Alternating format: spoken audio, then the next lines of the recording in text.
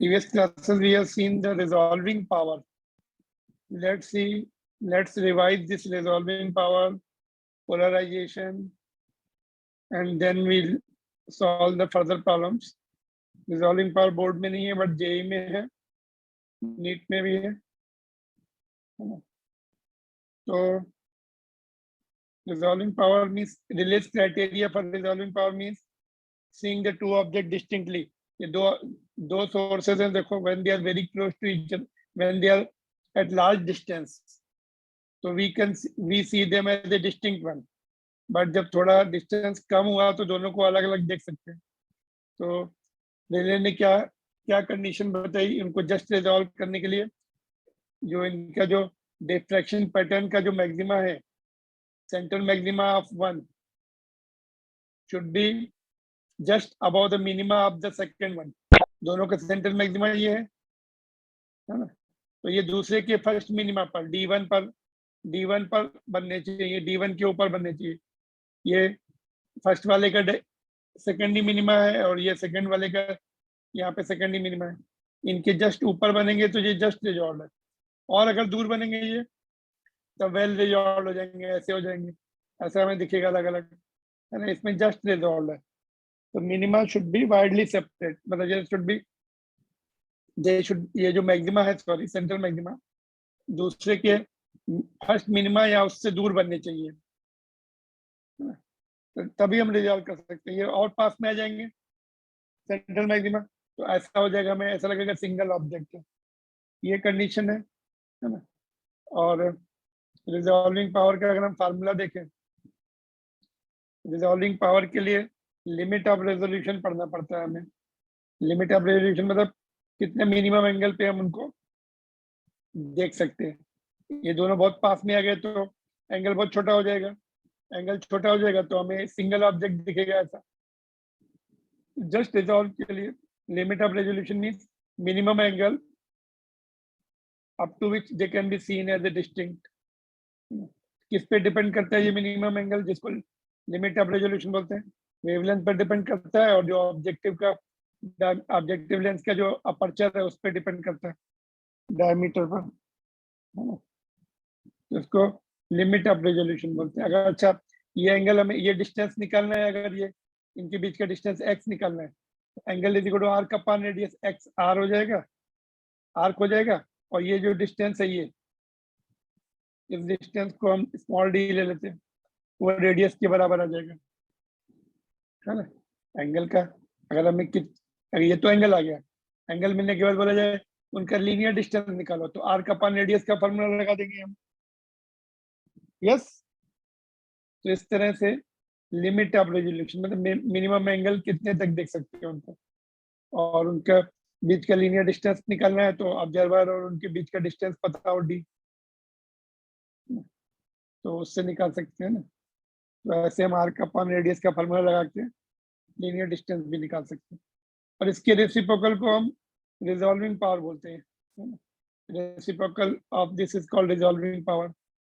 ये delta theta जो ऊपर लिखा था ना, उसका रेसिप्रोकल कर दो तो डी ऊपर आ जाएगा, लैम्डा वाला टर्म नीचे आ जाएगा। This is called resolving power. It is reciprocal of limit of resolution which is inversely proportional. Resolving power means हम कितना क्लोज ऑब्जेक्ट को कितना देख सकते हैं, कितने कम एंगल तक रिजॉल्व कर सकते हैं, inversely proportional to lambda. Violet के लिए रिजॉल्विंग पावर मैक्सिमम होगी। Got it.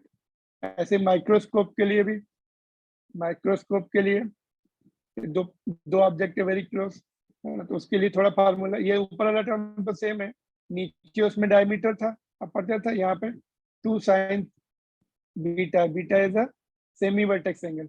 ये ऑब्जेक्टिव लेंस है, यहाँ पे दो क्लोज ऑब्जेक्ट रखे हैं, उनके बीच का मिनिमम डिस्टेंस हमें, मिनिमम डिस्टेंस जो है कितना मिनिमम डिस्टेंस तक देख सकते हैं हम, उसको क्या बोलते हैं? Limit of resolution of microscope. It is a minimum separation between the points which can be seen as a distinct one by microscope. यहाँ पे एंगल आ गया, उसमें डायमीटर था, है ना। इसके रेसिप्रोकल को रिजॉल्विंग पावर बोलेंगे।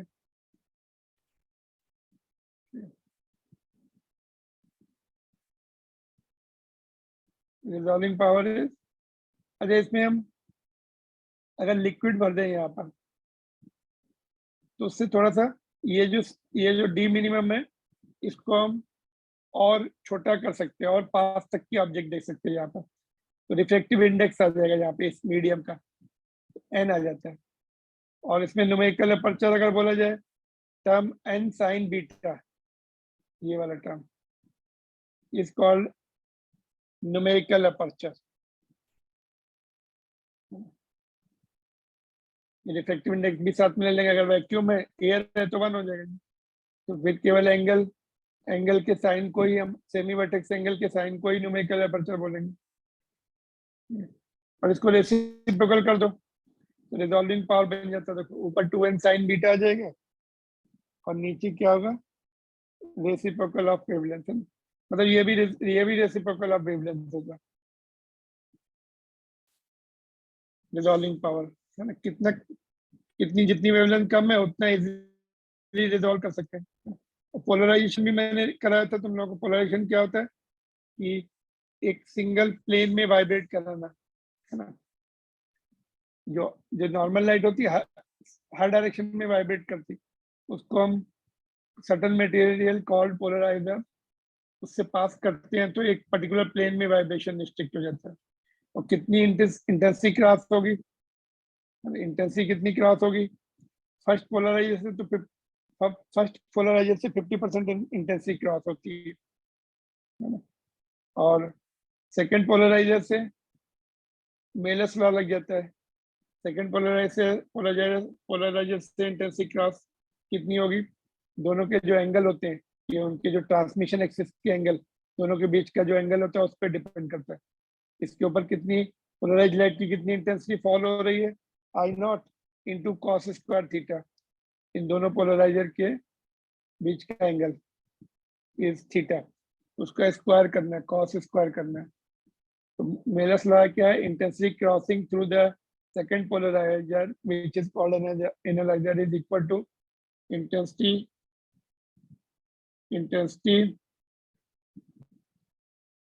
falling on intensity of polarized light falling on the analyzer into cos square theta। तो ये होता है, ये हमने किया था। ये फार्मूले के भी कुछ क्वेश्चंस हैं अपने उसमें, है ना। और दूसरी तरीके से, एक तीसरी तरीके से भी पोलराइज करा सकते हैं, पोलराइजिंग बाय रिफ्लेक्शन। एक पर्टिकुलर एंगल पर अगर हम लाइट इंसिडेंट करें, कुछ लाइट उसमें कुछ तो क्रॉस हो जाती है, ट्रांसमिट हो जाती है ट्रांसपेरेंट मीडियम से, कुछ रिफ्लेक्ट होती है। एक पर्टिकुलर एंगल जब आई बी है, इसको ब्रूस्टर एंगल या पोलराइजिंग एंगल बोलते हैं, उस एंगल पर reflected light will be completely polarise light, एक ही प्लेन में वाइब्रेशन होंगे। और ये जो एंगल है ये 90 डिग्री होता है। तो एंगल ऑफ रिफ्लेक्शन जो मिलता है हमें ये, that will be 90 minus angle of Brewster angle और पोलराइजिंग एंगल, बिकॉज ये भी सेम होगा तो ये दोनों का सम 90 हो जाएगा और ये भी 90 है। तो angle of reflection will be 90 minus incident angle which is called polarising angle और ब्रूस्टर एंगल। और ब्रूस्टर लॉ क्या होता है, reflective index of medium, reflective index of medium is equal to 10 of Brewster angle और polarising angle. इसका जो reflective index होगा Brewster angle के 10 के बराबर होगा, है ना। तो ये भी हमने प्रीवियस क्लास में किया था, ये सब किया था, तुम्हें रिवाइज करना पड़ेगा। तो इनके न्यूमेरिकल देखते हैं अभी हम लोग। और वेव ऑप्टिक्स के कुछ न्यूमेरिकल, वेव ऑप्टिक्स का तो हमने रिसेंटली रिवीजन किया। तो let's continue with the remaining question. एक मिनट, जस्ट थोड़ा सा मुझे फोन उठाने दो, बार बार कॉल आ रहा है।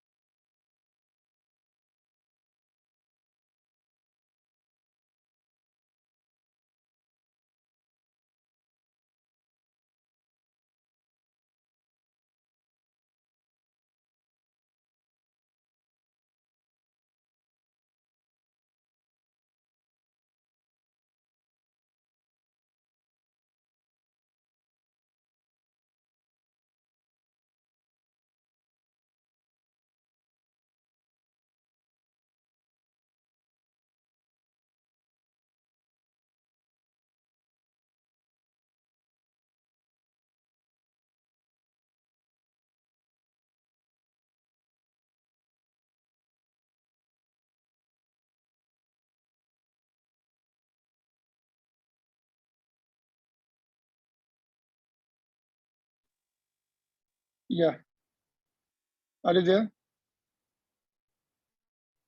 Yes, sir. देखो, तो अभी क्वेश्चंस करें।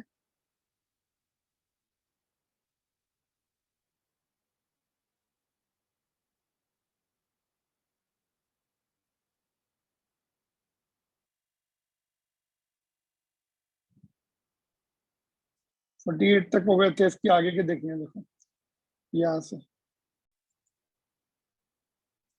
क्वेश्चन नंबर 49 देखिए, ये अभी हमने फार्मूला ही पढ़ा था, रिजॉल्विंग पावर ऑफ माइक्रोस्कोप। ये 2n sin theta upon 1.22 lambda, N मतलब म्यू मीन्स एन। ये फार्मूला होता है रिजॉल्विंग पावर का माइक्रोस्कोप का। ठीक है, तो A is the right option.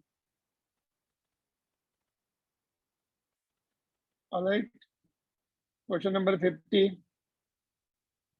Telescope का भी हमने टेलीस्कोप का फार्मूला भी पढ़ा था। टेलीस्कोप का फार्मूला रिजॉल्विंग पावर क्या है? ऊपर डी था, नीचे 1.22 लैम्डा था। अपर्चर शुड बी लार्ज, है ना?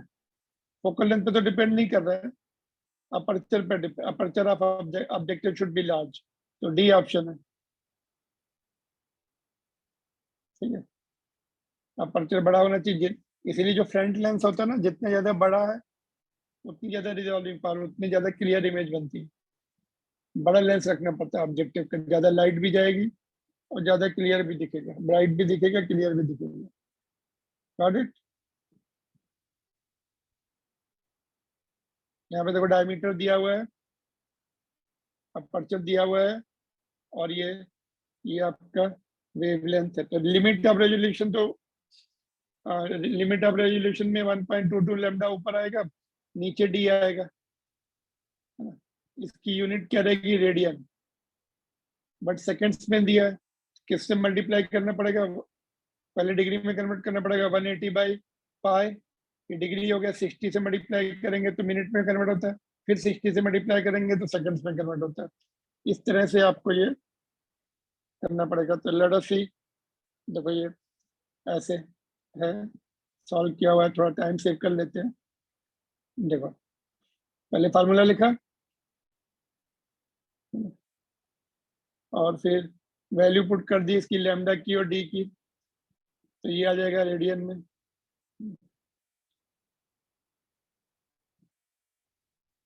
फिर 180 बाई पाई से मल्टीप्लाई किया, फिर 60, फिर 60, तो आर्क सेकंड में बन गया, सेकंड में आंसर हो जाएगा। तो ए ऑप्शन आ रहा है। ठीक है,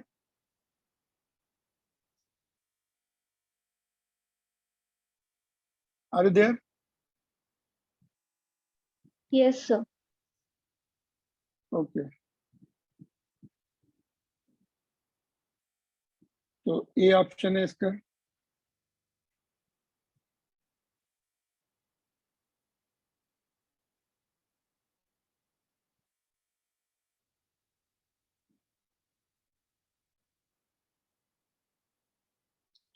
फिफ्टी टू भी वैसे ही है। देखो इसमें थोड़ा सा और चेंजेस भी है। देखो सन का डायमीटर दिया हुआ है, डिस्टेंस भी दी हुई है ना?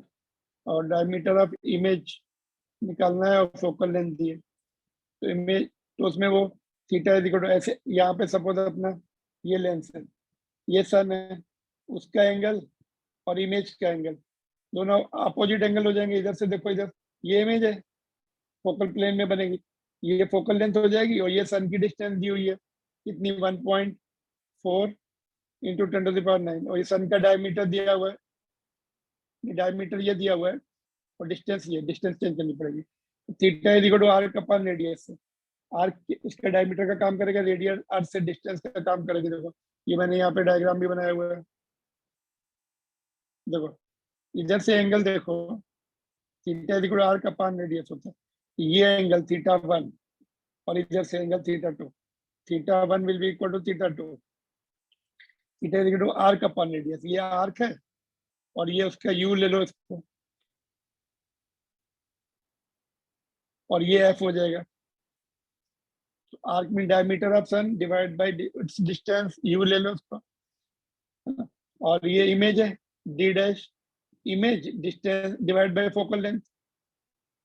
तो इमेज का डायमीटर निकलना है डी डैश, इसको इधर भेज दो, डी एफ हो जाएगा बाई यू, तो वैल्यू पुट कर दो, सॉल्व कर लो, तो उसकी इमेज सन की इमेज का डायमीटर जो है, image diameter will be 2.8 centimetre. छोटा दिखता है ना हमें, उसको तुम उस पर दिखा सकते हो, क्या बोलते हैं, what is called, plane of paper ले लो, उस पे इमेज बनती, छोटा पॉइंट इमेज बनती है ना। कभी कभी इससे छोटे भी बनेगी, depending upon focal length. Focal length की बहुत ज्यादा है तो इसलिए थोड़ा बड़ा बनना है वो, फोकल लेंथ कम होता है तो और छोटी, मतलब पॉइंट इमेज, यहाँ पे फोकल लेंथ कम होगी तो और छोटी इमेज बनेगी। Are you getting this points? ज्यादा फोकल लेंथ है थोड़ा बड़ा स्पॉट दिखेगा, 2.8 सेंटीमीटर का।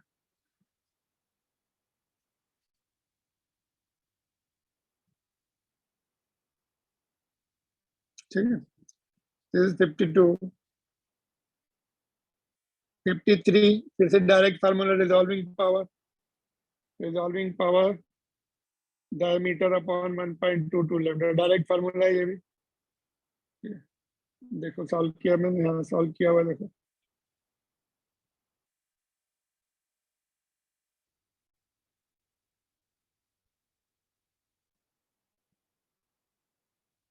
डायरेक्ट फार्मूला क्या है फिर से, ये 53 diameter of objective divided by 1.22 lambda, lambda is the wavelength. ये सब डायरेक्ट फार्मूले की, एक ही फार्मूला यूज हो रहा है बार बार। 54 to increase both the resolving power and magnifying power of telescope, तो रिजॉल्विंग पावर, मैग्नीफाइंग पावर में तो एफ ओ अपॉन एफ ही आता है, तो ये बड़ी होनी चाहिए, और मैग्नीफाइंग पावर में आई मीन रिजॉल्विंग पावर में डायमीटर ऊपर आता है, डायमीटर बड़ा, वेवलेंथ छोटी होनी चाहिए। तो क्या बोल रहा है ये, both focal length and aperture should be increase. तो focal length and aperture of objective lens, हाँ ठीक है, ऐसा है ना, डी अपॉन 1.22 लैम्डा, तो अपर्चर ये हो गया, और focal F O upon F, तो फोकल लेंथ भी बड़ा होना चाहिए, तो ए द आंसर है ना, दोनों बड़े होने चाहिए। जो फ्रंट लेंस होता है ना ऑब्जेक्टिव लेंस, उसकी फोकल लेंथ भी ज्यादा होनी चाहिए, डायमीटर भी बड़ा होना चाहिए, तो रिजॉल्विंग पावर भी अच्छी होगी, और मैग्नीफाइंग पावर भी बड़ा भी दिखेगा, क्लियर भी दिखेगा।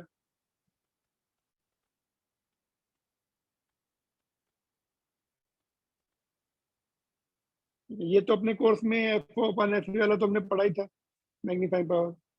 और ये रिजॉल्विंग पावर जो है, अभी मैंने फार्मूला दिखाया, पहले बताया था, 54 है ना। और ये देखो,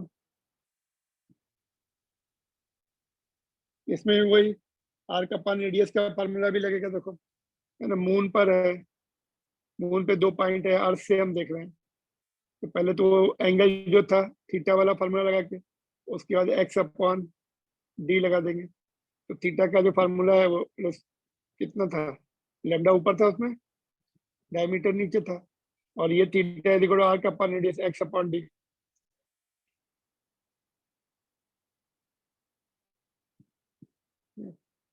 यहाँ पे देखो, डी को पहले हम यहाँ पे रखते हैं, फार्मूला लिखते हैं,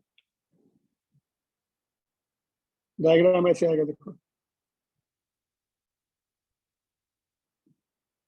ये आपका डी रहेगा, 2 पॉइंट्स जिनको हमें रिजॉल्व करना है, मून पर कितनी दूरी तक के पॉइंट दिखा रिजॉल्व कर सकते हैं। अच्छा ये एक्स है, इसको एक्स लिख देते हैं, दोनों पॉइंट के बीच का गैप, अर्थ, ये अर्थ से डिस्टेंस हो गई डी, और ये डी थीटा हो गया, या थीटा बोल लो उसको। लिमिट ऑफ रेजोल्यूशन अभी हमने पढ़ा था, theta is equal to 1.22 lambda upon D, और theta is equal to arc upon radius. ये अर्थ से मून का, ये मून पर है और ये अर्थ पर है, तो मून और अर्थ के बीच का डिस्टेंस हो गया, दिया जी।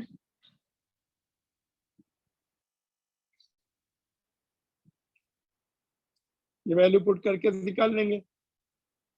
56.51 मीटर तक रिजॉल्व कर सकते हैं। कोई दो ऑब्जेक्ट मून पे रखे हैं 56.51 मीटर तक, तो वो क्लियर दिखेंगे यहाँ से। उससे कम डिस्टेंस हो गया तो फिर वो हमें अलग अलग दिखेंगे, ऐसा लगेगा एक ही ऑब्जेक्ट है।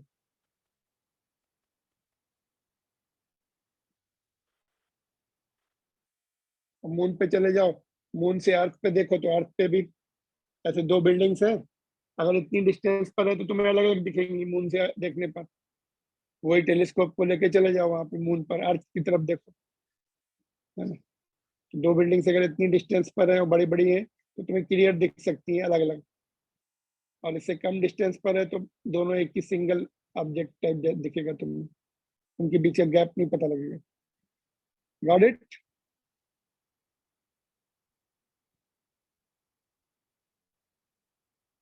Are Yes, sir. तो ये limit of resolution plus theta is equal to arc upon radius है, ये भी वैसे ही है, देखो इसका भी वही है। ये जो है इसमें भी वही फार्मूला लगने वाला है लिमिट ऑफ रेजोल्यूशन का, और theta is equal to arc upon radius X upon D वाला, तो सेम है। अपनी आंख का डायमीटर अभी ये अपर्चर का काम करेगा, और दे आर व्यूड, और टू नहीं, ये जो दो पॉइंट ऑब्जेक्ट है 1 मिलीमीटर पर,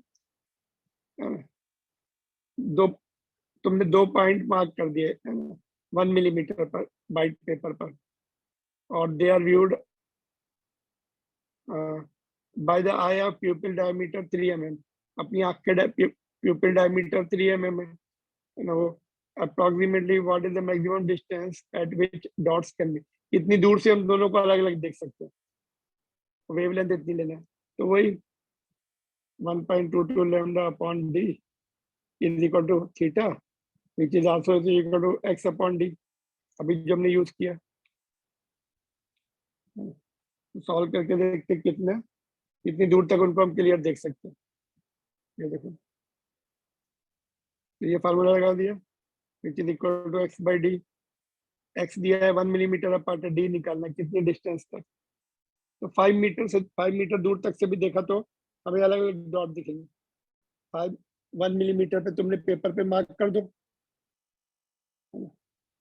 तो 4.9 मीटर तक तुम उनको अलग अलग देख सकते हैं, उसके बाद वो सिंगल डॉट दिखेगा।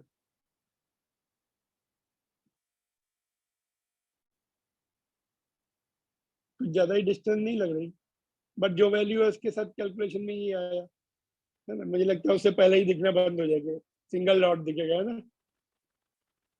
5 मीटर तो 15 फीट से ज्यादा हो गई करीबन। यानी मैं एक्सपेरिमेंट करके देख सकते हैं अपनी आंख की रिजॉल्विंग पावर।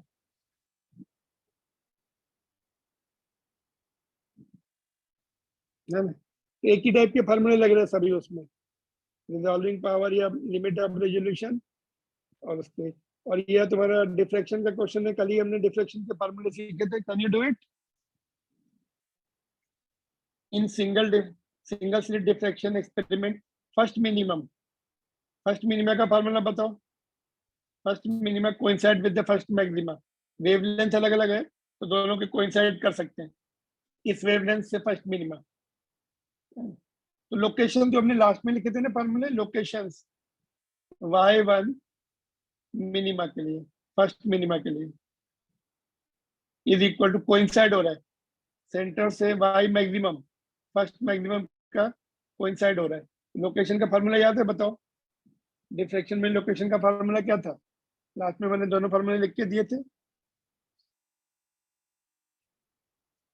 फर्स्ट मिनिमा का क्या था, N lambda, 1 lambda D by A, और ये फर्स्ट मैक्सिमा 1.5 चलेगा, आगे चलेगा 1.5 लैम्डा डी बाई ए, ये तो कैंसिल हो गया, ये भी कैंसिल हो जाएगा। पहले में वेवलेंथ कितनी है 660, दूसरे की वेवलेंथ निकाली 1.3 को हम 1.5 को 3/2 लिख सकते हैं, लैम्डा 2 निकालना, ये लैम्डा 1 है, ये लैम्डा 2 है। तो लैम्डा 2 सेकंड केस में कितना आएगा 440, नैनोमीटर में है, ये नैनोमीटर में है, एंगस्ट्रॉम में एक जीरो और बढ़ जाएगा, 4400 ए नॉट, ए ऑप्शन। ठीक है, तो ये मैक्सिमा का वैसे फार्मूला क्या होता है लोकेशन के लिए, 2n+1 λ/2 d/a ऐसा रहता है, बट मैंने शॉर्टकट बताया हुआ था, फर्स्ट मैक्सिमा मिनिमम में डायरेक्ट रहता है, n λ/d/a।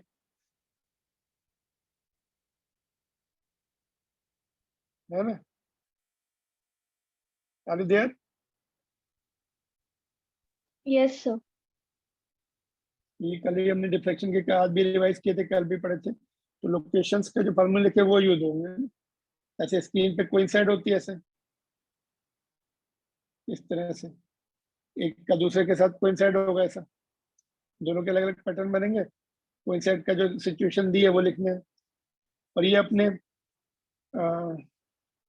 पोलराइजेशन का भी हमने रिवाइज किया, transverse waves can be polarise, कौन कौन सी ट्रांसवर्स वेव है, कैन नॉट बी पोलराइज पूछा, तो longitudinal waves can not be polarise, कौन सी होती है, अल्ट्रासोनिक वेव्स जो होती हैं वो लॉन्गिट्यूडनल होती है।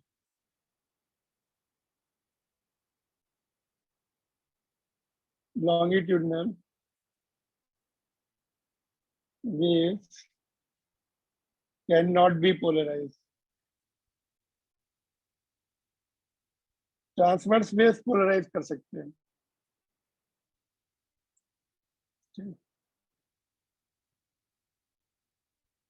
ये भी हमने रिवाइज किया था, पोलराइजिंग एंगल 53 है और एंगल ऑफ रिफ्लेक्शन चाहिए, तो angle of reflection is equal to 90 minus polarising angle I B, polarising angle या ब्रूस्टर एंगल दोनों बोलते हैं उसको, आई पी बोलो, पोलराइजिंग एंगल बोलो या ब्रूस्टर एंगल, तो 90 माइनस 53 डिग्री 4 मिनट्स, 54 मिनट्स समझ लो इसको, 54 डिग्री मान लो, तो बचा कितना 54, है ना, तो 36 और मिनट में बचेगा 56, तो 36 डिग्री 56 मिनट, तो सी आंसर है।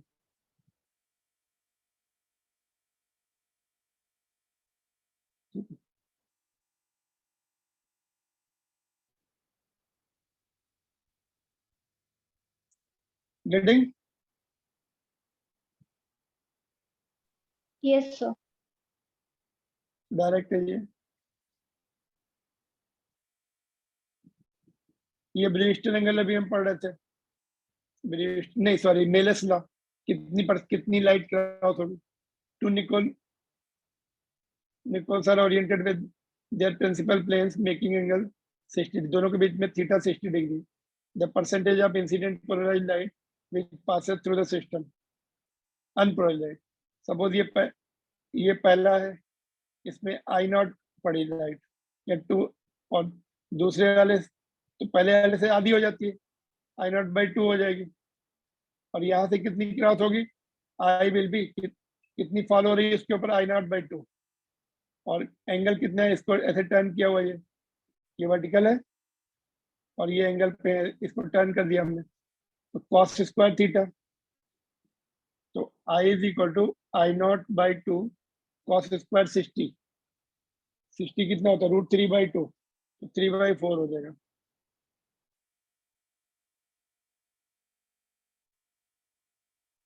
आई अपॉन आई नॉट निकलना है, कितनी क्रॉस हुई और कितनी इनिशियली सिस्टम के अंदर आ रही, तो ये 3/8 इंटू 100, परसेंटेज में निकलना है, 100 में कितना, तो ये कितना आ रहा है बोलो,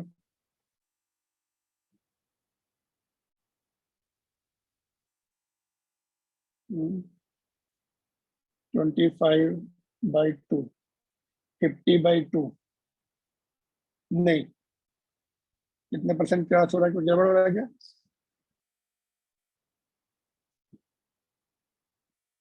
3/8 नहीं, ये यहाँ हाँ ठीक है, 12.5, कॉस 60 में 3 नहीं आएगा ना, 1/2 होता है ना, हाँ 3 नहीं आएगा ऊपर, कॉस 60 स्क्वायर तो 1/8, 1/8 मीन्स 12%, 12.5%, तो सी आंसर है बेटे। फार्मूला ये होगा, ये वाला फार्मूला। तो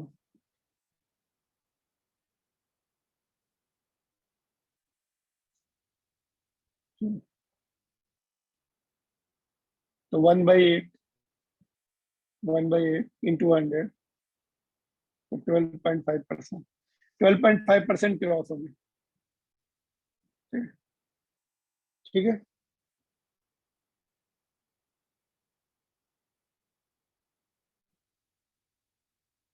अरे दिया। Yes, sir. ओके, ये क्वेश्चन नंबर 60 था। लेट अस सी फर्दर। देखो ये वाला भी वैसे ही है।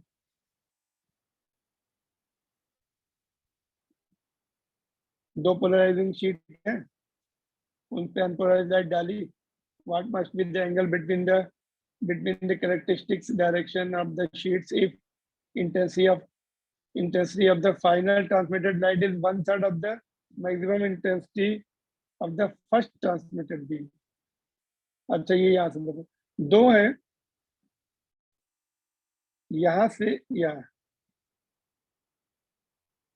इस ये जो जितनी क्रॉस होके आई यहाँ पे, सपोज हमने यहाँ से दो शीट्स हैं, यहाँ से आई नॉट डाली और ये आधी हो जाएगी फर्स्ट से, तो यहाँ से कितनी है, वो इसकी 1/3। ओके, फार्मूला लगा दो, I is equal to I not by 2 cos square theta. तो ये 1/3 ऑफ इंटेंसिटी फॉलिंग, क्या लगेगा, 1/3 of the maximum intensity of the first transmitted. तो फर्स्ट ट्रांसमिटेड बीम की मैक्सिमम इतनी होगी, तो उसकी 1/3।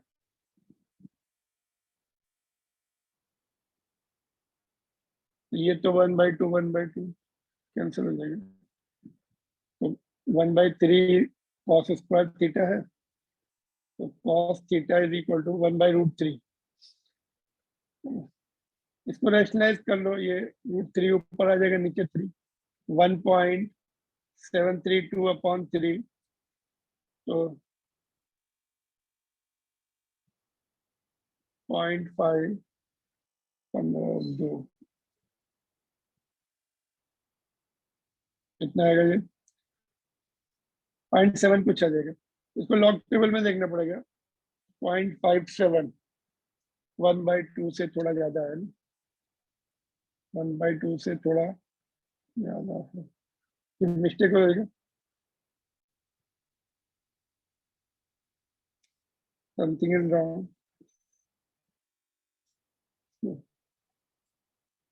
एक मिनट, क्या आंसर है इसका,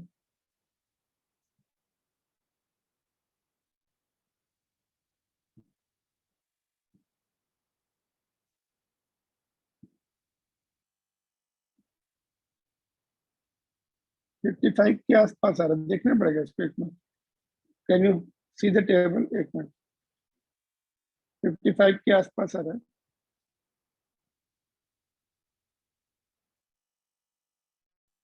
just let me C,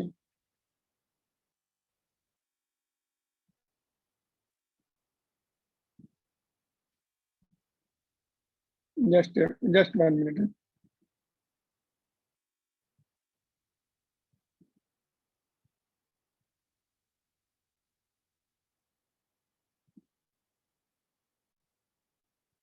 0.577।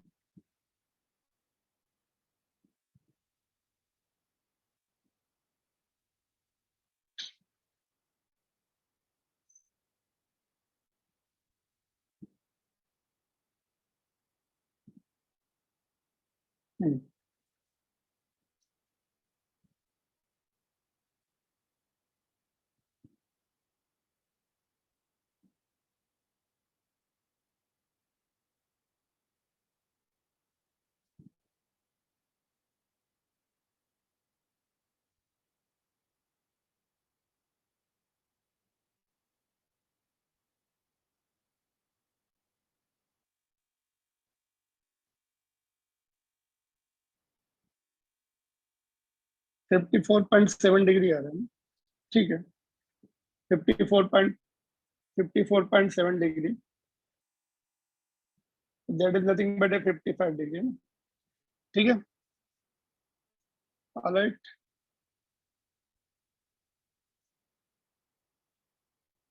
Are you there? Yes, sir. Okay,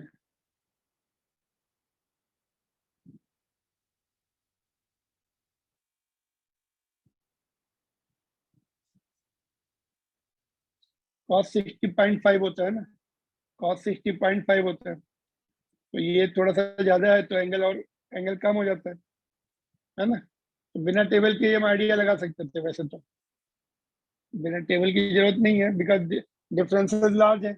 0.5 means 0.5 means cos 60 degree, value बढ़ी तो एंगल घटता है, cos में उल्टा होता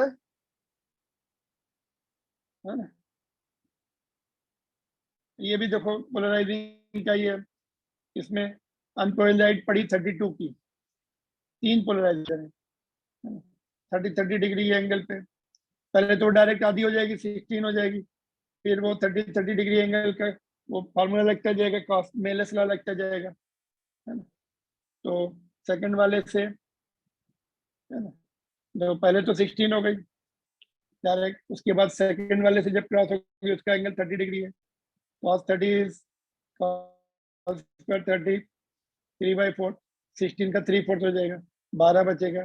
फिर नेक्स्ट वाले उस पे जाएगी पोलराइड पे, उसका नहीं, इसमें ऐसा था देखो, दो पोलराइड 90 डिग्री पे थे, ऐसा था देखो, एक ऐसा है, एक पोलराइड है ऐसे है बीच वाले और दूसरा पोलराइड जो है ना 90 डिग्री है इसके साथ, बीच में जो रखा वो 30 डिग्री, पहले वाले के साथ 30 लग रहा है, तो दूसरे वाले के साथ फिर कितना एंगल बनेगा, ये 60 हो जाएगा, इसलिए 60 लिया मैंने यहाँ पर, 30 डिग्री विद अदर। देखो यहाँ पे देखो 32 पड़ी, तो पहले वाले यहाँ से तो 32, देखो 32 आई तो सीधे पहले फर्स्ट में तो आधी हो जाती है, 16 हो जाएगी, है ना। फर्स्ट एंड सेकंड के बीच में 30 डिग्री है,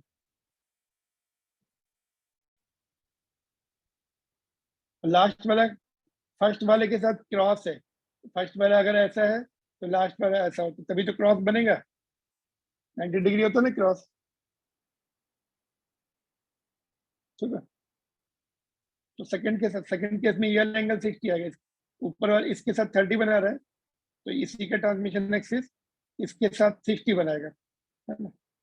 ये दोनों आपस में क्रॉस है, एक का वर्टिकल एक हॉरिजॉन्टल, समझ आ रहा है। और ये वाला जो रखा था हमने बीच में, पहले वाले के साथ 30 डिग्री एंगल बना रहा है, इसके साथ ये 30 बना रहा है, दूसरे के साथ 60 बनाएगा, इसलिए हमने 60 लिया, तो 3 ऐसा यूनिट बचेगी, तो बी ऑप्शन है। तो ये इंपॉर्टेंट क्वेश्चन होते हैं जेई के लिए, समझ समझ के करना पड़ता है उसको, है ना, किसके साथ कितना एंगल, मेलस लॉ बोलते हैं उसको, है ना, I equal to I not sine cos square theta, है ना। आई नॉट क्या है, इसके ऊपर कितनी कितनी इंटेंसिटी पड़ी, 16 की पड़ी, 32 आई तो आधी हो जाती है फर्स्ट उसमें, ठीक है, तो 62 हो गया।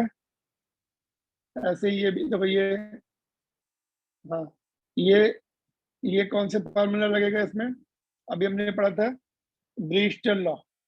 ब्रिस्टल लॉ क्या होता है, refractive index of medium is 10 of IP, IP और आईबी दोनों में, ब्रिस्टल एंगल, तो एंगल ऑफ इंसिडेंस 60 डिग्री है, उससे पोलराइज हो रही लाइट, तो एन मिल जाएगा हमें 1060 विच इज √3, तो स्पीड निकालनी है उसमें, speed of light is given by, speed of light in medium given by c upon refractive index of medium, c3 × 10⁸ होता है, रिफ्रैक्टिव इंडेक्स कितना है ब्रिस्टल लॉ से, √3, तो ये अब तुम्हारा √3 ऊपर बच जाएगा डिवाइड होने के बाद, √3 × 10⁸ मीटर पर सेकंड, सी ऑप्शन।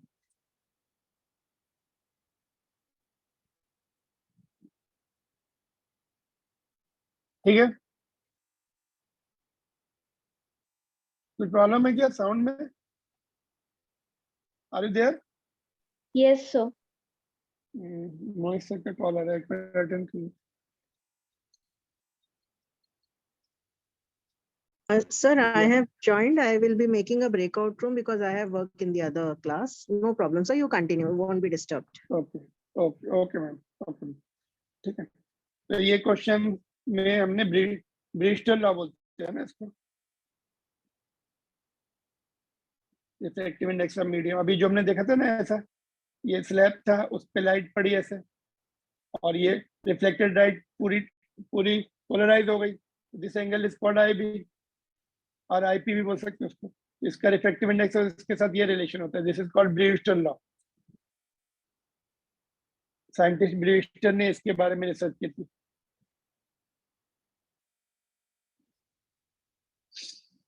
ऑलराइट,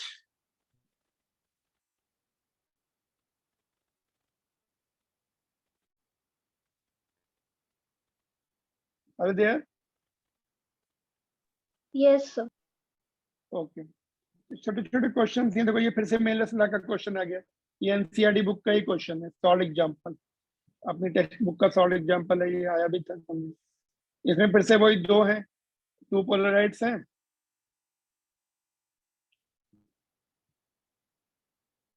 और two polarites are placed in path of unpolarized beam of intensity I naught such that no light is emitted from the second polarity। Cross रखे होंगे, देखो ये ऐसा है, इसका वर्टिकल है ट्रांसमिशन एक्सिस, और यहाँ पे दूसरा है, उसका ओरिजेंटल होगा, तभी तो cos 90 होगा। cos 90 में लाइट आएगी नहीं इधर। अपना मेलस लॉ क्या है, मेलस लॉ क्या बोलता है, मेलस लॉ बोलता है इंटेंसिटी क्रॉसिंग यहाँ से is equal to intensity falling on it. इसके ऊपर कितनी इंटेंसिटी आ रही है, आई नॉट, जो भी इंटेंसिटी पड़ रही है इसके ऊपर। इस केस में तो आधी पड़ेगी, क्योंकि इधर, एक मिनट, इस केस में इसी के ऊपर अगर आई नॉट पड़ रही है तो आधी हो जाएगी, ये आई नॉट बाई 2 हो जाएगी। आई नॉट बाई 2 कॉस स्क्वायर 90 हो जाएगा। क्रॉस में इसके वर्टिकल ट्रांसमिशन एक्सिस है, इसके ओरिजेंटल है, तो 90 हो जाएगा, जीरो लाइट क्रॉस होगी। क्रॉस रखे हुए हैं इसका मतलब, क्योंकि बोला है कोई भी लाइट कोई भी लाइट पास नहीं हो रही, no light is emitted from the second polaroid, यहाँ से कोई भी लाइट नहीं आ रही, ठीक है, ये तो जीरो लाइट आएगी। उसके बाद क्या कर रहे हैं, if third Polaroid whose polarization axis makes angle theta with the polarization axis of first, इसके साथ थीटा बना रहा है। थर्ड पोलराइड जो है, यहाँ से ये हटा देता हूँ, एक मिनट, ये यहाँ पे जो थर्ड पोलराइड बीच में हमने इंसर्ट किया, तो वो ऐसा है, फर्स्ट वाले के साथ थीटा एंगल बनेगा और सेकंड वाले के साथ 90 माइनस थीटा बनेगा। यहाँ से तो आई नॉट बाई 2 हो गई, तो फर्स्ट वाले के साथ पहले लिखते हैं, फर्स्ट वाले के साथ अभी थीटा एंगल बन रहा है, कितनी लाइट क्रॉस होगी, कॉस स्क्वायर थीटा। अभी यहाँ पे जो लाइट आएगी, ये वाली जो लाइट होगी यहाँ पे आएगी, ठीक है, इसको I1 कर देते हैं, ये I1 आ गई यहाँ पर, तो यहाँ से कितनी क्रॉस होगी अभी, I2 कर दो इसको, I2 crossing will be I1 falling on it cos square theta. तो इसके साथ जो है ये ओरिजेंटल है और ये थीटा है, तो इसके एक्सिस के साथ ये एंगल तुम्हारा 90 माइनस थीटा आएगा, तो दूसरे के साथ 90 माइनस थीटा आएगा, because first and third is cross to each other now. तो I1 की वैल्यू ऊपर से पुट कर दो, I not by 2 cos square theta, और ये साइन स्क्वायर थीटा हो जाएगा, ठीक है। इसको साइन 2 थीटा वाले फॉर्मूले से चेंज कर सकते हैं, ऊपर 4 से मल्टीप्लाई और नीचे 4 से डिवाइड कर दो, तो आई नॉट बाई 8 हो जाएगा नीचे, और ये साइन स्क्वायर 2 थीटा हो जाएगा। तो ये आंसर है ए, ठीक है। तो अपनी टेक्स्ट बुक का क्वेश्चन है, एनसीईआरटी बुक का, ठीक है। Malus law, let me check the answer, हाँ आई नॉट बाई 8 सही आंसर, ठीक है। गेटिंग, तो Malus law you can just read your text book also, उसमें से, उसमें उसका सॉलिड एग्जांपल है ये।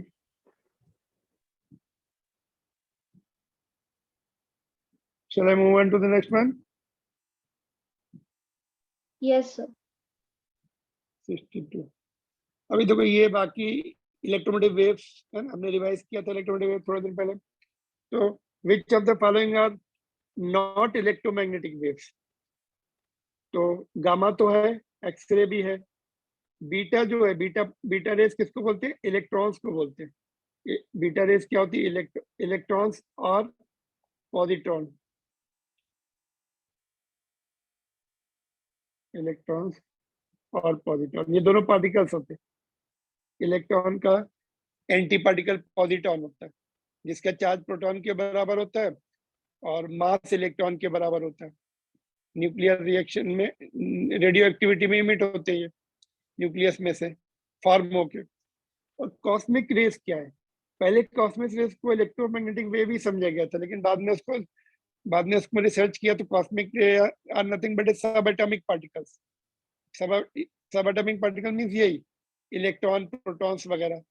Cosmic rays are nothing but electron protons, तो वो भी इलेक्ट्रोमैग्नेटिक वेव्स नहीं.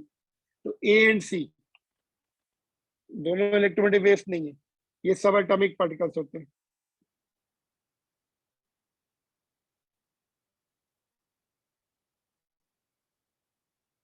Like electron, proton, alpha particles. Cosmic rays में वो आते हैं, they are not electromagnetic waves because ये पार्टिकल्स है, ये अगर इलेक्ट्रिकल मैग्नेटिक फील्ड में डाइवर्ट हो जाते हैं, but electromagnetic waves electrical magnetic field में डाइवर्ट नहीं होती बिकॉज दे आर अनचार्ज. ये खुद इलेक्ट्रोमैग्नेटिक वेव्स हैं, बट अगर इनको हम किसी इलेक्ट्रिक फील्ड मैग्नेटिक फील्ड से पास कराएं तो वहां पे डाइवर्ट नहीं होती. चार्ज पार्टिकल डाइवर्ट होते हैं इलेक्ट्रिकल फील्ड में और मैग्नेटिक फील्ड में. फोर्स लगता है उनके ऊपर, इलेक्ट्रिकल फोर्स लगता है या अपना लॉरेंज मैग्नेटिक फोर्स लगता है. Are you getting this points? Yes, sir. तो ये इसके दो आंसर हैं. ये हमने रिसेंटली किया था, ये क्वेश्चन देखो. E and B are electrical and magnetic field vectors of EM wave. Then direction of propagation किससे देते हैं? Direction of propagation E cross E B. Cross B से. ई क्रॉस बी से, सी ऑप्शन. ठीक है. और ये देखो, ये स्पेक्ट्रम हमें याद होगा तो हम लिख सकते हैं एक्स रेज को अल्फा से रिप्रेजेंट किया है, गामा को बीटा से, अल्ट्रावायलेट को सी से. तो सबसे ज्यादा फ्रीक्वेंसी किसकी होगी? सबसे फ्रीक्वेंसी बी सबसे ज्यादा, गामा की सबसे ज्यादा होती है. तो B should be greater than A और B should be greater than C also. B greater than A और B greater than C. Gamma rays सबसे हाई फ्रीक्वेंसी होती है, एक्सरे से भी ज्यादा, अल्ट्रावायलेट से भी ज्यादा, है ना. बी गामा के लिए सिंबल है.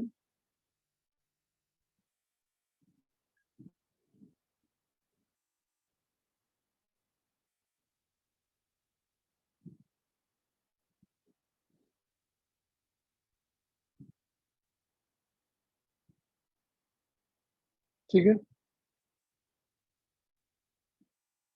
ऑलराइट, नेक्स्ट वन ये है, देखो ये कैसे करेंगे. If source is transmitting the wave of frequency this much, then wavelength of electromagnetic waves. ये कैसे करेंगे? बोलो विच formula. C is equal to nu lambda or f lambda. Lambda is equal to C by f. C 3 into 10 power 8. Frequency 8.2 into 10 to the power 6. क्या आएगा? 300 by 8, 36.6 कुछ आएगा answer?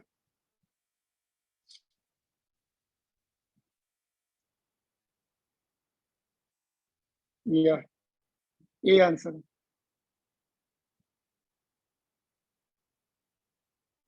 ठीक है, डायरेक्ट ही चाहिए.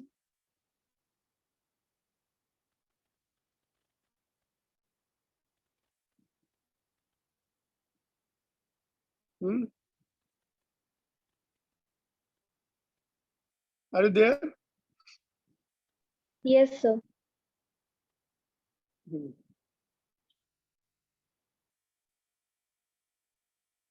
What about this?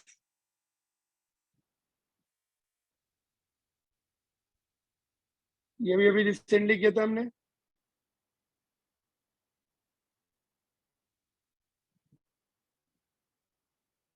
कौन सा formula? C is equal to E by B, है ना? इलेक्ट्रिक फील्ड दिए B निकालना है.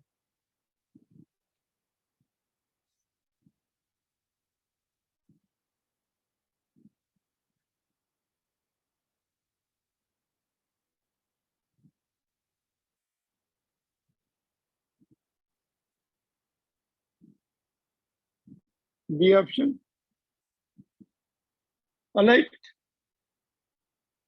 B में करेक्शन करना पड़ेगा, -8 करना पड़ेगा उसको.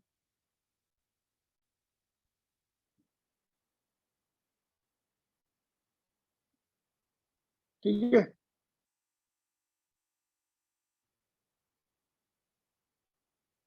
आगे देखें.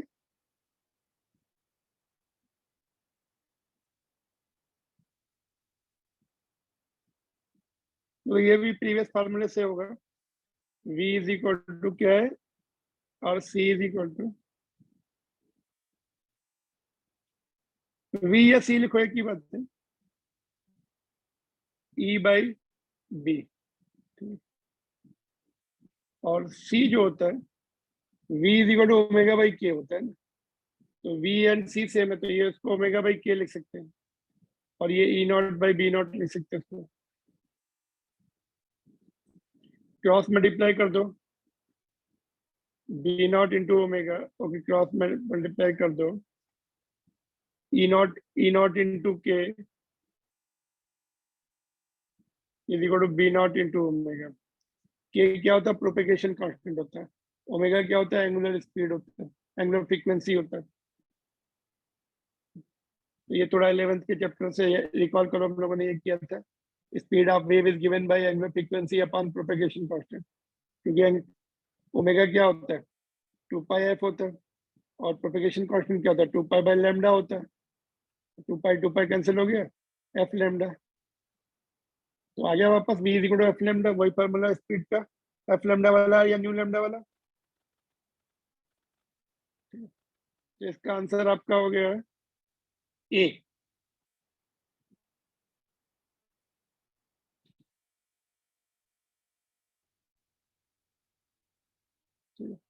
तो I think few questions are remaining, उसको फिनिश करके फिर हम लोग नया चैप्टर नेक्स्ट क्लास में करेंगे. Photolytic effect tomorrow will do. I think for some questions are remaining, finish कर लेते हैं उसको. Moving on to the next one, 71.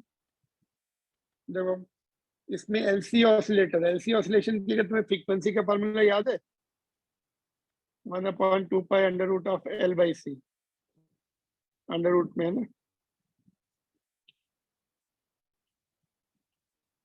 The wavelength of electromagnetic wave. तो lambda is equal to C by F. तो ये F की value put कर दो, ये ऊपर आ जाएगा 2 pi under root of L by C. तो ये फॉर्मूले में पुट कर दो, सब वैल्यू दी है. इस वैल्यू सॉल्व पुट करने के बाद कितना आ रहा है देखो आंसर. 377 मीटर आ रहा है. 377 मीटर मतलब ए आ जाएगा, ए ऑप्शन आ जाएगा. 377 मीटर आ रहा है, सॉरी बी होगा. एक minute, just let me cross check what is the answer.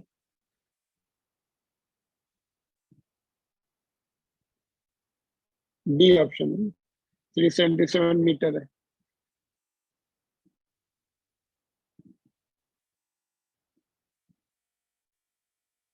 फॉर्मूले आने इंपॉर्टेंट है, वैल्यू पुट करके सॉल्व कर सकते हैं हम लोग, है ना.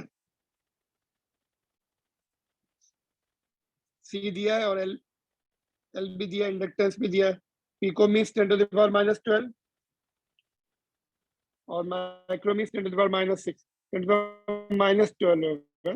Pico means 10 to the power -12, ये -6. अंडर रूट के अंदर आएंगे।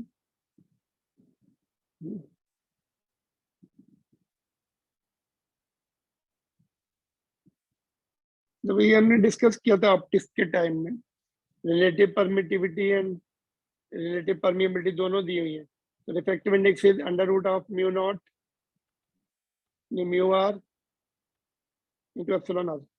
इससे तुम्हें एन मिल जाएगा, ठीक है। और स्पीड निकालनी है v equal to c by N, इसे निकाल सकते हैं, ठीक है। इस वैल्यू पुट करके सॉल्व करके कितना आ रहा है देखो आंसर 1.8। डी ऑप्शन आ रहा है, डी आंसर आ रहा है। समझ में आया? ये हमने प्रूफ भी किया था रिफ्रैक्टिव इंडेक्स, है ना। किसे प्रूफ किया था? वो सी वाले फार्मूले से ये आया था।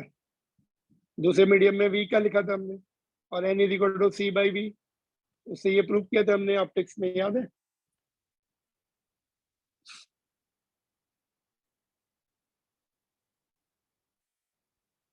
Are you remembering? Yes, sir. तो वहां से रिफ्रैक्टिव इंडेक्स डिवाइड करने से हमें रिफ्रैक्टिव इंडेक्स मिल जाएगा, ये फार्मूला मिल जाएगा। तो यहाँ से रिफ्रैक्टिव इंडेक्स निकालो और v is equal to C by N लगाओ फिर से।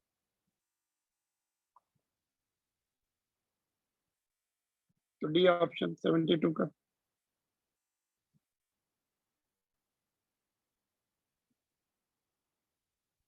डिस्प्लेसमेंट करंट, देखो डिस्प्लेसमेंट करंट का मैं तुम्हें डेरिवेशन बताऊंगा। कैपेसिटर के बीच दो कैपेसिटर के बीच में जब इलेक्ट्रिक फील्ड चेंज होती है, ये पॉजिटिव ये नेगेटिव, तो यहाँ पे डिस्प्लेसमेंट करंट होता है आईडी। तो डिस्प्लेसमेंट करंट निकालने के लिए q is equal to cv से हम डिराइव कर सकते हैं। तो dq by dt is c dv by dt है। ये तो डिस्प्लेसमेंट करंट हो गया। c की value epsilon not a by d होती है, और रेट ऑफ चेंज ऑफ, इसको हम v बाई t लिख देंगे। तो देखो अभी क्या क्या दिया है? एरिया प्लेट दिया, यस, प्लेट का एरिया दिया a। एप्सिलॉन नॉट की वैल्यू कितनी होती है? 8.8 की जगह 8.8 की जगह 9 ले लो, 9 इंटू 10⁻12 होती है एप्सिलॉन नॉट की वैल्यू। डी सेपरेशन दिया 2 mm, वोल्टेज दिया, ये क्या दिया है? The displacement current for 10⁻6 second, voltage दिया 400, ये यहाँ पुट कर दो, और ये एवरेज वैल्यू आएगी डिस्प्लेसमेंट करंट। तो टाइम टाइम भी पुट कर दो, v average value v by T, instantaneous value नहीं दी, ये वोल्टेज ये टाइम, ठीक है। तो इससे आंसर देखते कितना आ रहा है, बी ऑप्शन आ रहा है, बी।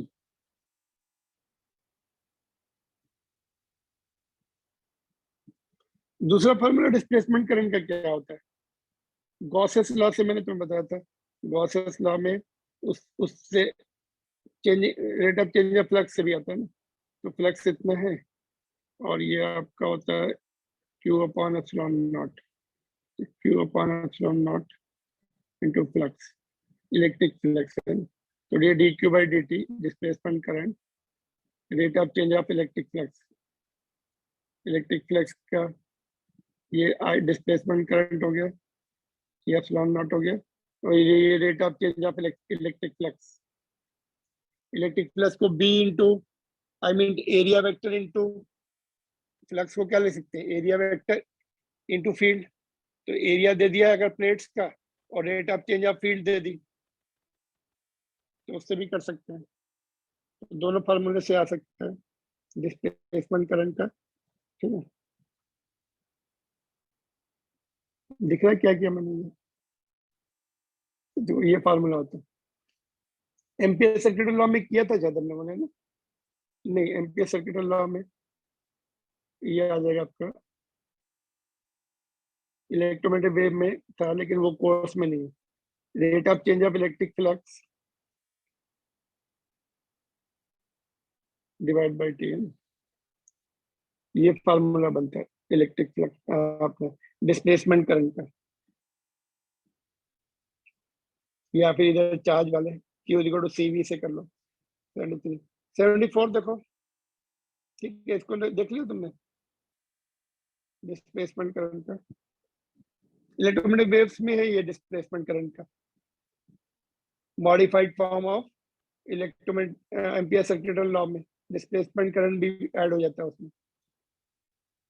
तो ये देखो, ये हम लोगों ने डिस्कस किया था, डायरेक्शन E क्रॉस B से देते हैं ना, तो light is travelling along the Y direction, Y की तरफ जा रही है इधर। if the displacement, the corresponding E vectors at any time is along the x E, तो B क्रॉस B किधर होगा ये पूछा है, B, तो E cross B should be along the C, E cross B should be going toward the C, तो E इधर है, ठीक है, तो B किधर होगा, इस तरफ होगा, E इधर है, बोलो E क्रॉस B, तो E के वाइब्रेशन इधर हो रहे हैं, तो नेचुरली देखो, एक अगर x की तरफ है, दूसरा y है, तो तीसरा z की तरफ होना चाहिए, है ना। तो ये आपका इधर है E, तो E से इस तरफ B इधर होना चाहिए, तभी तो E क्रॉस B ऊपर की तरफ आएगा, तो B किधर है, नेगेटिव z एक्सिस की तरफ, नेगेटिव z, ठीक है, 74 का D।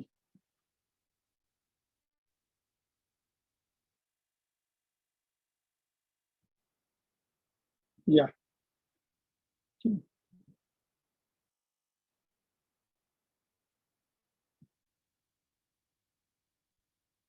ऑलराइट,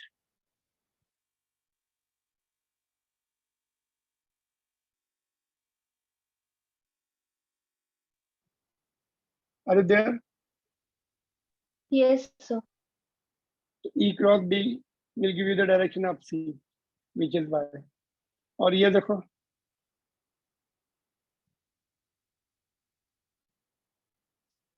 ये भी हमने क्लास में डिस्कस किया था, एवरेज एनर्जी डेंसिटी का फार्मूला क्या होता है, half epsilon not E not square, average energy density,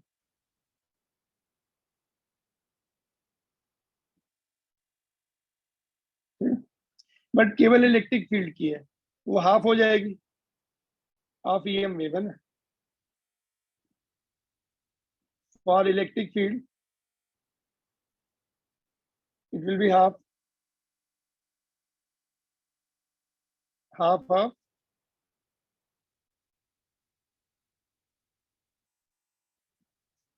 ठीक है, तो वैल्यू पुट करो, अभी यहाँ पे क्या क्या दिया है, यहाँ पे देखो इलेक्ट्रिक फील्ड दी है, यहाँ पे पुट कर देंगे E नॉट, फ्रीक्वेंसी हमें चाहिए क्या, फ्रीक्वेंसी की जरूरत नहीं है, और ये वैल्यू कितना आएगा, देखो 1/4, इसको अगर हम रफली अगर हम एप्सिलॉन नॉट को 9 × 10⁻⁻12 ले लें, और ये तो 1 दिया है, तो इसका आधा जगह 2 पॉइंट समथिंग, 2.2 ये आ रहा है ना B,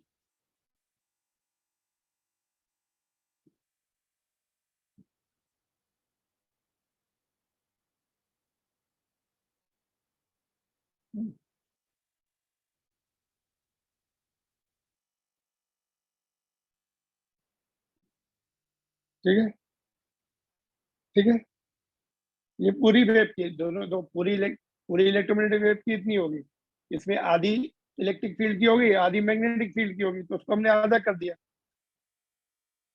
गॉट इट। ये फार्मूला हमने डिस्कस किया था जब हमने इलेक्ट्रोमैग्नेटिक वेव्स पढ़ी थी, बताया था।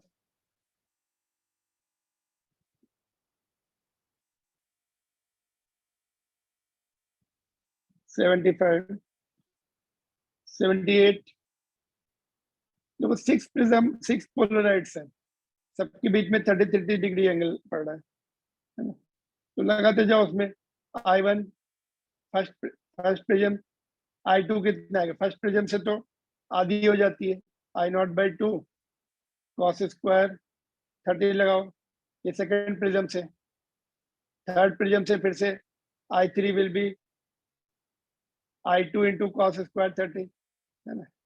ऐसे तुमको 5 टाइम्स लगाना पड़ेगा।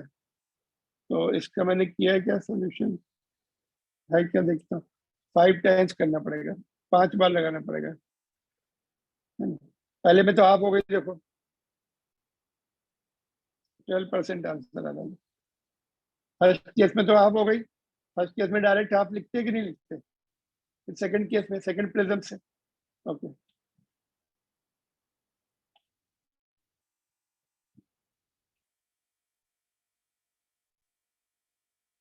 Can you see it? First से तो डायरेक्ट आप किया, सेकंड में माइनस लगा, फिर थर्ड में जितनी आई उसका कॉस कॉस 30, कॉस स्क्वायर 30, 3/4, 3/4 होता चला जाएगा, तो बाद में इतना बचेगा, इतना बचेगा। और लास्ट में कितना निकला, फर्स्ट में कितना पड़ा, I0 था फर्स्ट में, जो सबसे फर्स्ट में आता है I0 इंटर होता है अनप्रोविजन, लास्ट तो निकली I6, ये यहाँ से इसको इंटू 100 कर दो, सॉल्व करो तो 11.8 आता है, तो that is coming to be 12%, तो इसका 12% है। एक खुद कैलकुलेशन करके देखोगे तो आ जाएगा। मेलस का लगाते जाओ, दूसरे तीसरे चौथे पांचवे छठे, 3/4 3/4 3/4 करते चले जाओ, परसेंटेज क्रॉसिंग विल बी 12%। ठीक है,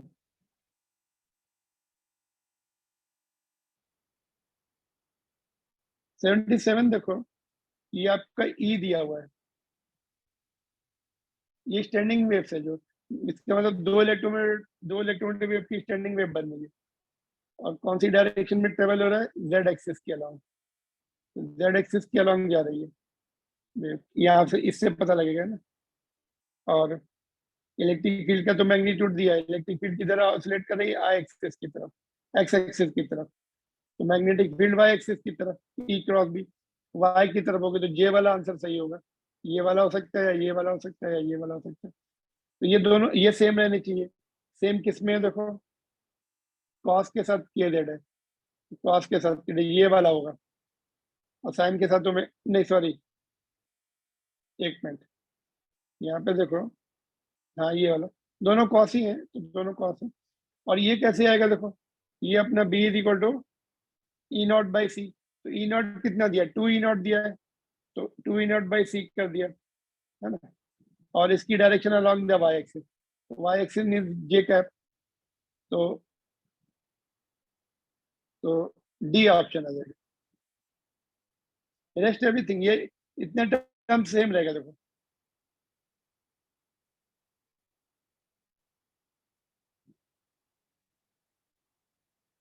रेस्ट, बिकॉज ये स्टैंडिंग वेव्स का दिया हुआ है, तो स्टैंडिंग वेव्स, दो वेव्स का कंपोजिशन दिया हुआ है इनका, तो इन फेज रहते हैं, दोनों वेव्स इन फेज रहती है, तो ये फेज पूरा सेम रहेगा यहाँ पर। और डायरेक्शन देखनी है, कौन सी डायरेक्शन में मैग्नेटिक फील्ड वाइब्रेट करेगी, वो ई क्रॉस बी से रहेगा,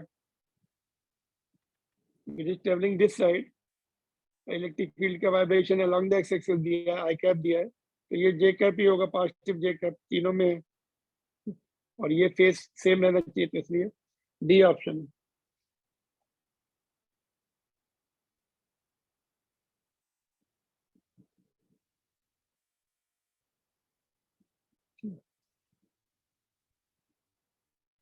तो ये अगर अभी तक हम लोग कैसे करते थे, प्लेट स्लिट्स जो है पैरेलल होती थी स्क्रीन के, बट स्लिट्स अगर परपेंडिकुलर है इसके, तो यहाँ पर सर्कुलर रिंग्स बनती है, कॉन्सेंट्रिक सर्कल्स बनते हैं। जब slit plane perpendicular to the screen होता है, तो कॉन्सेंट्रिक सर्कल बनते हैं। जब पैरेलल होता है ऐसा, तब यहाँ पे हमें स्ट्रेट लाइन बनती है, फ्रिंजेस फ्रिंजेस जो है या तो ऐसे बनेंगी, और यहाँ पे वैसे they will be in the straight line, but if slit plane is perpendicular to the screen, circular बनती है। 78 का सी ऑप्शन। लास्ट क्वेश्चन है, फिर से वैसा ही है, वो अभी हमने जो बिगनिंग में किया था ना, limit of resolution 1.22 lambda upon D, और उसके बाद distance theta is equal to R upon radius. तो ये अपना डायमीटर दिया हुआ, रेडियस दिया हुआ है,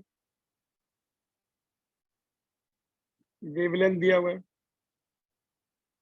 मिनिमम सेपरेशन, तो डी एक्स निकालना है और डी 25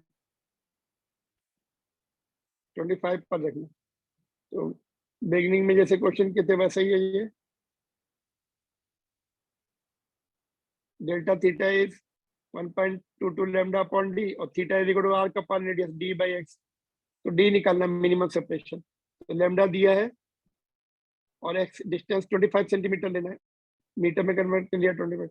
डायमीटर ऑफ प्यूपिल दिया हुआ है, उसको मीटर में कन्वर्ट कर लो।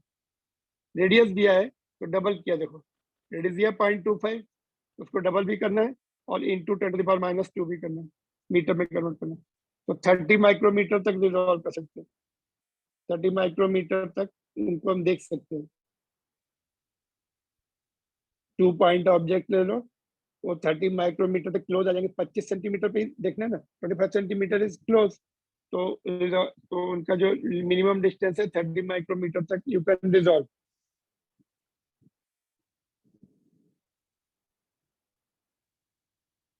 ठीक है, कैन यू सी इट? एक जैसे ही क्वेश्चन थे मोस्टली, है ना। थीटा का फार्मूला लगा के फिर theta is equal to R का पान रेडियस, ऐसा।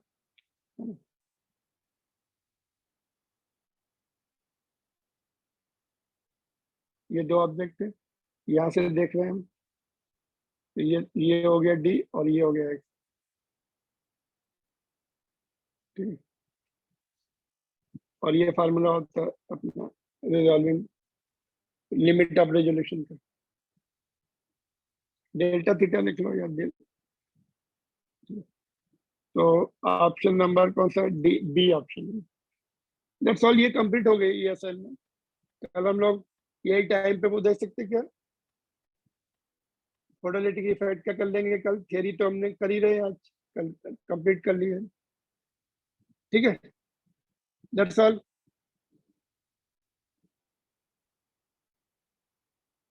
Are you there? Yes, sir. Photolytic effect का विल सी टुमारो।